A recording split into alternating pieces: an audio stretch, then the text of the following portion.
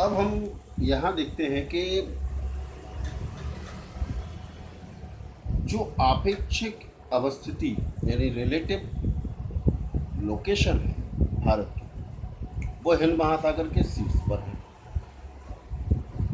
ठीक है। और प्रादेशिक स्थिति वो कैसी है? तो प्रादेशिक स्थिति जो भारतीय उपमहाद्वीप, जिसमें पाकिस्तान भी शामिल है, बांग्लादेश भी शामिल है, आपके श्रीलंका भी शामिल है, द्वीप के साथ, और मालदीव भी शामिल है,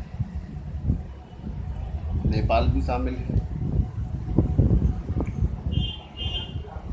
तो इस भौगोलिक स्थिति के अंदर ये जो भौगोलिक प्रदेश है, भारतीय उपमहाद्वीप का भौगोलिक प्रदेश एक सी जलवायु है। इसमें भारत की स्थिति कैसी है? तो इसमें भारत के पास स्थलीय सीमा भी है और जलीय सीमा भी है। और भारत की स्थिति हिंद महासागर के शीर्ष पर होने की वजह से जो व्यापारिक जहाज हिंद महासागर के पूर्व और पश्चिम में व्यापार करने के लिए आते जाते हैं, वो भारत से होकर जरूर। और ये बहुत महत्वपूर्ण व्यापारिक रास्ता भी है, द्वितीय श्रेणी का रास्ता है ये, महत्वपूर्ण। नॉर्थ अटलांटिक जो व्यापारिक रूट है, उसके बाद दूसरे नंबर पर सुएज नहर के द्वारा ये रूट आता है, जिसमें भारत आता है। इसमें भारत के जो पूर्वी प्रदेश, भारत के जो पूर्व में देश हैं, जैसे ऑस्ट्रेलिया है, न्यूजीलैंड है, चीन है, जापान है, इनको जब व्यापार होगा यूरोप से सुएज नहर के द्वारा, तो यहाँ से भारत होते हुए जहाज जरूर, और यहाँ से जब यूरोप को चीज जाएगी तो भारत होते हुए जरूर जाएगी। तो ये सबसे शॉर्ट रास्ता भी है, सबसे छोटा रास्ता भी। अब बात करते हैं देश की आकृति के बारे में, स्ट्रक्चर के बारे में। अधिक अक्षांशों में जो फैले देश होते हैं, आकृति स्ट्रक्चर के बारे में, अगर कोई देश बहुत लंबाई में फैला हुआ है,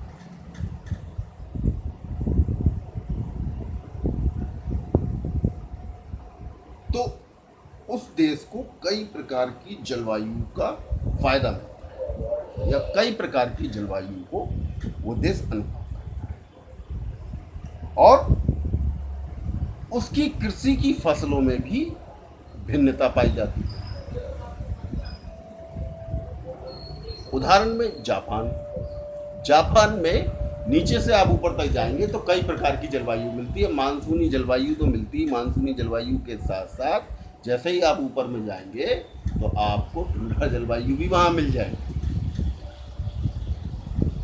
शीत जलवायु भी मिल जाएगी, शीतोष्ण जलवायु मिल जाएगी, उपोष्ण जलवायु मिल जाएगी, और मानसूनी जलवायु भी मिल जाएगी।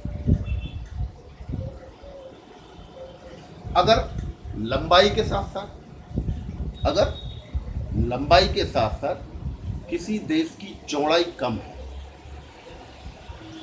अगर उसका अक्षांशीय विस्तार ज़्यादा है, जैसे जापान का अक्षांशीय विस्तार ज़्यादा है, लेकिन देशांतरीय विस्तार जो है वो सफिशिएंट है। मगर यह दूसरी परिस्थिति ये चिली के साथ है कि चिली जो है ये दक्षिणी अमेरिका का एक देश है जो प्रशांत महासागर के तटीय क्षेत्र में फैला। तो इस देश की जो अक्षांशीय विस्तार है ये लंबाई में तो बहुत अधिक है, मगर इसका देशांतरीय विस्तार जो है बहुत कम है, और इसका इसे नुकसान होता है। चिली की लंबाई जो है यानी अक्षांशीय विस्तार है वो 6250 किलोमीटर है, बहुत है।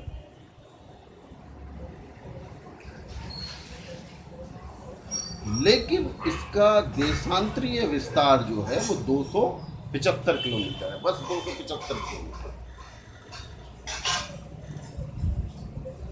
तो ये जो है, ये जो स्ट्रक्चर है ये अधिक लाभदायक नहीं है। अगर अक्षांशीय विस्तार के साथ साथ देशांतरीय विस्तार भी अधिक होगा तो वो लाभदायक होगा किसी भी देश के लिए। अब हम बात करते हैं आकार या क्षेत्रफल, साइज। बड़े आकार वाले देश जैसे ये हमेशा फायदे में होते हैं हर तरीके से, पॉलिटिकल, इकोनॉमिकल, दोनों ही रूप से, और जोग्राफिकल, दोनों ही रूप से, तीनों ही रूप से ये हमेशा फायदे में। जैसे बड़े आकार वाले देश, मझोले आकार वाले देश, ये उनका एरिया है। छोटे आकार वाले देश और अत्यंत छोटे आकार वाले, उदाहरण में बड़े आकार वाले देश जैसे सोवियत संघ, अब तो सोवियत संघ नहीं है तो रशिया है। तो इसका जो क्षेत्रफल है वो ऑस्ट्रेलिया और दक्षिणी अमेरिका जो महाद्वीप है उससे भी बड़ा है।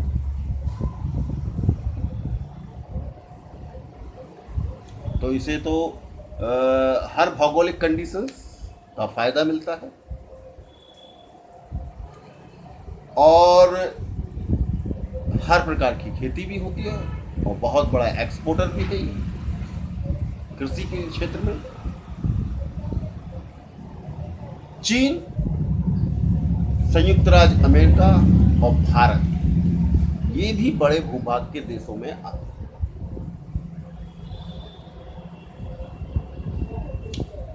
मझोले आकार के देशों में फ्रांस और जर्मनी आते हैं, जबकि छोटे आकार वाले देश बेल्जियम, डेनमार्क और नीदरलैंड ये छोटे आकार के। एक और है कि अत्यंत छोटे आकार के देश। तो अत्यंत छोटे आकार के जो देश हैं जैसे मोनाको। अब मोनाको देश की जो उसका क्षेत्रफल है, तो जो संयुक्त राज्य अमेरिका है उसका कोई एक कृषि फार्म है, उसके आकार से भी उस देश का आकार छोटा। अब इसका जो है नुकसान ये होता है कि ये देश कभी भी आत्मनिर्भर नहीं हो पाते, ना तो कृषि में हो पाते हैं ना व्यापार, और अंतर्राष्ट्रीय संस्थानों में इनका कोई प्रभाव भी नहीं रहता, इनकी कोई सुनता ही नहीं। तो ये आकार की दृष्टि से हो गया। तो तीनों चीज जो हमने शुरू में आपको एकदम बताई थी कि स्थिति, आकृति और क्षेत्रफल, ये तीनों चीजें हमने आपको समझाई। अब इसके बाद जो 10 पॉइंट हमने आपको बताए थे देश संबंध में, ये बता दिया हमने आपको। अब इसमें 10 पॉइंटों में से दूसरा पॉइंट हम लेते हैं जलवायु। अब जलवायु क्या है? किसी देश की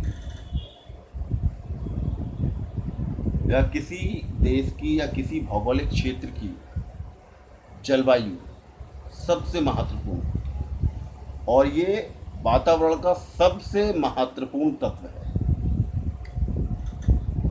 मानव वर्ग, जलवायु इतना इम्पोर्टेंट है कि ये मानव के भोजन, वस्त्र, मकानों की आकृति, कृषि, फसलों कैसी होंगी फसलों इन सबको प्रभावित करता है, तय करता है कि आप कैसे रहेंगे। ऊनी कपड़े पहनेंगे कि सूती कपड़े पहनेंगे या कपड़े बिल्कुल नहीं पहनेंगे, बहुत ही कम मात्रा में पहनेंगे। है ऐसे देश जहाँ पर लोग कपड़े बहुत कम मात्रा में, अफ्रीका के कुछ देश हैं पहनते हैं। अब आप ये भी कह सकते हैं कि वो गरीब है, लेकिन नहीं, उनके वातावरण के हिसाब से उनको ज़रूरत ही नहीं पड़ी। तो काफ़ी देर से। तो जलवायु जो है ये बहुत महत्वपूर्ण फैक्टर है किसी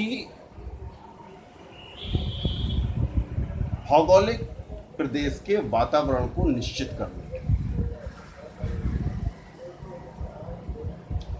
मानव स्थायी निवास को निर्धारित, और जब ये इतना इम्पोर्टेंट फैक्टर है कि ये भी डिसाइड करता है कि किस क्षेत्र में मानव स्थायी निवास करेगा और किस क्षेत्र में मानव स्थायी निवास नहीं करेगा। ये प्रकृति ही यानी जलवायु ही डिसाइड करती है, या जलवायु ही तय करती है। विश्व की 98% जनसंख्या मानसूनी प्रदेश, उपोष्ण प्रदेश और शीतोष्ण प्रदेशों में निवास करती है। 98%। सिर्फ 2% जनसंख्या ही या तो टुंड्रा या पहाड़ी क्षेत्रों में या मरुस्थल में, इन तीनों जगह सिर्फ 2% जनसंख्या रहती है, जबकि 98% जनसंख्या जो है वो मानसूनी प्रदेश में, उपोष्ण प्रदेश में और शीतोष्ण प्रदेशों में ही ये संकेंद्रित है, इसके बाहर नहीं रहती।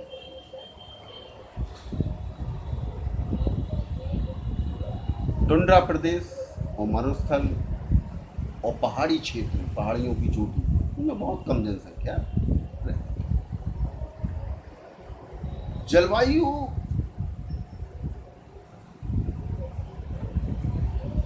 द्वारा प्रभावित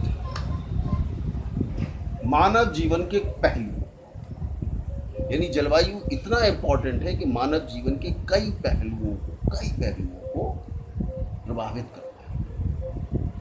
जलवायु मानव के स्वास्थ्य को प्रभावित करती है। जलवायु उसके किसी वातावरण में रहने की क्षमता को भी निर्धारित करती है। अगर कोई व्यक्ति किसी वातावरण में या उस वातावरण को सहन नहीं कर सकता तो उसमें नहीं रह सकता, जबरदस्ती भी नहीं रह सकता, या अगर रहेगा तो उसको उसकी बहुत कीमत चुकानी होगी, बहुत महंगा होगा उसके लिए। मानवीय भौतिक शक्ति का भी ये परीक्षण करती है। कोई मानवीय भौतिक शक्ति, अगर कोई व्यक्ति कमजोर है शारीरिक से, तो वो कठोर जलवायु में नहीं रह सकता, सौम्य जलवायु। तो ये जलवायु निर्धारित करेगी कि आप कहाँ रहो, बहुत इंपॉर्टेंट फैक्टर है। मानव कैसे भोजन करेगा, किस प्रकार का खाना खाएगा, ये जलवायु तय करेगी।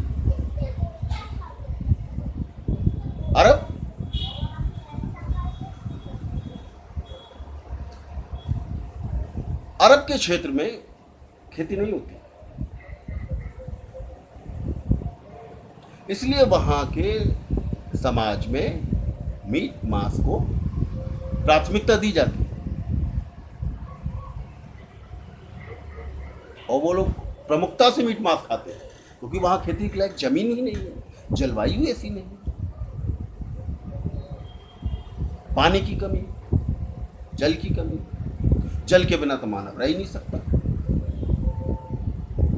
तो जहां जल होगा वही मानव बस्तियां बसेंगी, मानव रहेगा। जलवायु बहुत इंपॉर्टेंट फैक्टर है। मानव कैसे कपड़े पहनेगा, ऊनी कपड़े पहनेगा कि सूती कपड़े पहनेगा कि और कम कपड़े पहनेगा, ये जलवायु निर्धारित करेगी। मानव के मकान कैसे होंगे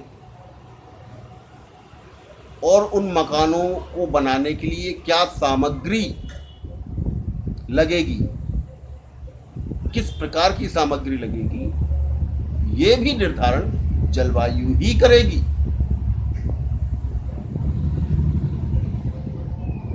मानव कैसे, उनका आकार कैसा होगा मकानों का, छत ढलवा होगी कि चौरस होगी, तो कैसी छत होगी या कैसे मकानों का आकार होगा, क्या डिज़ाइन होगा उनका, ये तय जलवायु करेगी। जैसे अगर बर्फीले प्रदेश में कोई अपना घर बनाएगा तो उसकी छत ढलवा होगी, कॉनिफरस ऐसी होगी, ताकि उस पर बर्फ गिरे और बर्फ गिरकर नीचे फिसल जाए। अगर वर्षा